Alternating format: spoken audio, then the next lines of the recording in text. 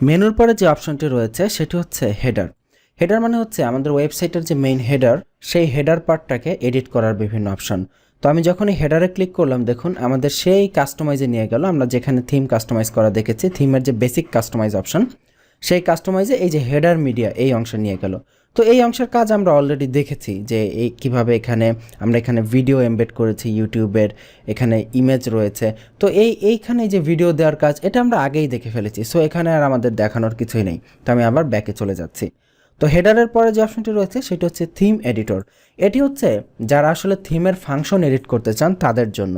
দেখুন থিম এডিটরে ঢুকতে গেলে শুরুতেই আমাকে একটি ওয়ার্নিং দিয়ে দিচ্ছে যে আসলে আপনি কি বোঝেন কি না ওয়ার্ডপ্রেসের থিমের ফাংশনালিটি। যদি বোঝেন, যদি জেনে শুনে এডিট করতে চান, তাহলে আই আন্ডারস্ট্যান্ডে ক্লিক করে এখানে প্রবেশ করুন।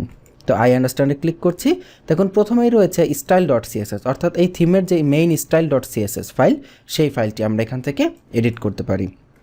তো আসলে আমাদের থিমে সাধারণত আপনি যখন থিম কাস্টমাইজ করবেন, আপনার থিমের ফাংশন.php অর্থাৎ থিমের যেটা মেইন ফাংশন, সেটা এডিট করার প্রয়োজন একেবারে পরে না বললেই চলে, বলতে গেলে একদম রেয়ার কেস। তবে ম্যাক্সিমাম টাইম আপনাকে সিএসএস নিয়ে কাজ করতে হবে, অর্থাৎ আপনার এই ওয়েবসাইটে কাস্টম সিএসএস বসাতে হবে।